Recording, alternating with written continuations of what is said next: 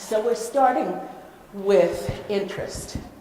And the point that I was just making is that it's necessary for you to go beyond the students who are already interested. The students who already think that computing is cool. You have to actually spark or ignite that interest in your students. And there are various ways that you can do it.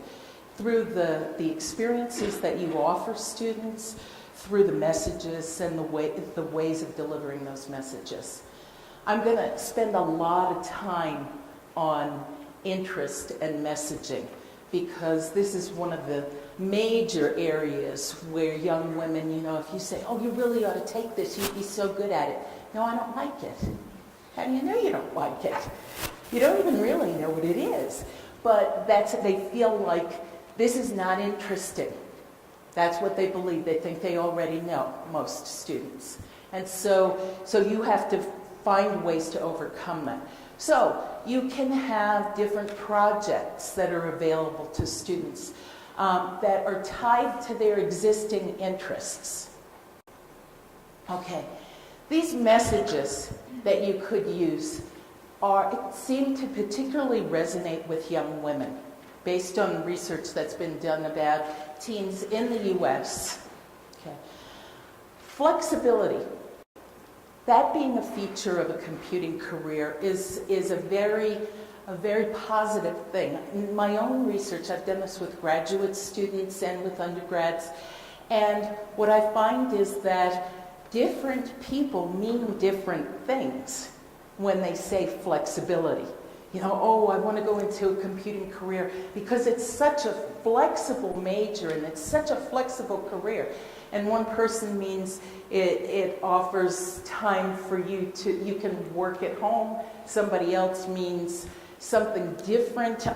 One of the things that I focus on is you can work in any industry.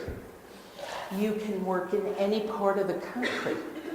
And you can be in computing. Oh, you want to work in a hospital? Yeah, computer scientists can do that. So, focus on flexibility. Actually use that word. Socially relevant. This is something that people don't tend to recognize about computing, so the examples that you offer should make that clearer. Like that wearable, that jacket that facilitates blind people getting around. That in computing, for the most part, people work with others. This is not an unusual situation. It's more unusual to be isolated. You're working as part of a team. You might have customers.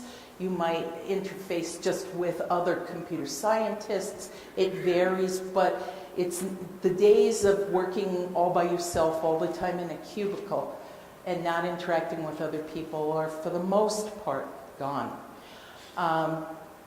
You can have time with your family. Computing is no worse than other professions in terms of how much time you need to invest in your career. I looked that up from the Bureau of Labor Statistics. Job projections are fantastic. High salaries to start and continuing.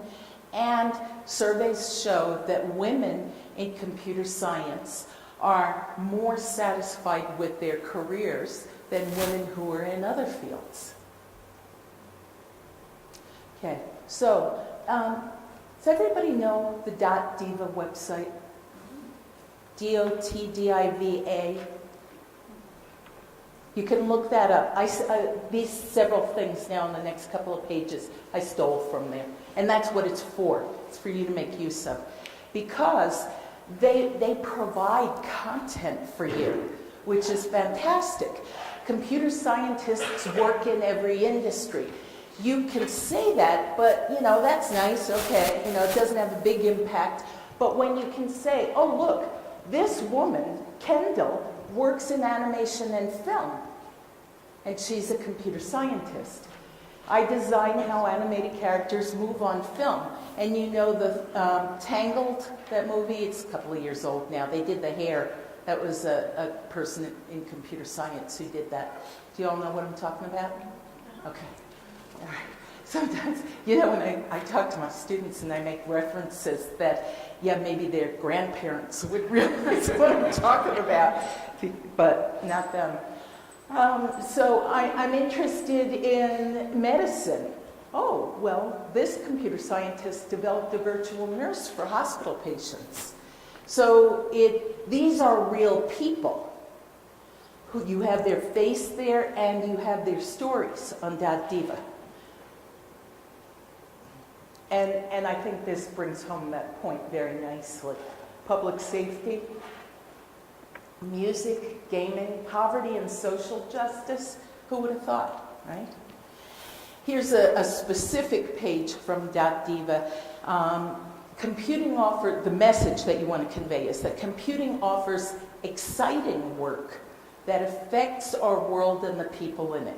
That's a message that particularly resonates with young women. Young women who aren't like, oh, computer science, I just want to do that. Who cares what it's for or why? I don't care anything about except the fact that it's so much fun to figure out how to program something. And that's great. I'm not saying that you want to ditch those people. Don't. You want to hold on to those people and reach past them. And this actually, I keep focusing on women, and the research that I talk about is related to women, but really what this will do is open it up to a broader spectrum of men too. Okay, so these women create technology for tracking endangered dolphins. That's what she does. And then this one down here does designing and displaying new fashions, but here are some of the other things that people in computer science have done. So what I'm doing is I'm continuing to give you examples of messages that will resonate with young women. Certain ethnic communities place high value, especially high value, on giving back to their community. And so for students who are motivated by that, it's important to explain that you can give back to your community by working as a computer scientist. And I have a tendency to say computer scientist, but computing, it's this broadly. So this one example about creating technology that helps with identifying displaced people without disclosing who they are, their identities to someone who might not be all that friendly toward them.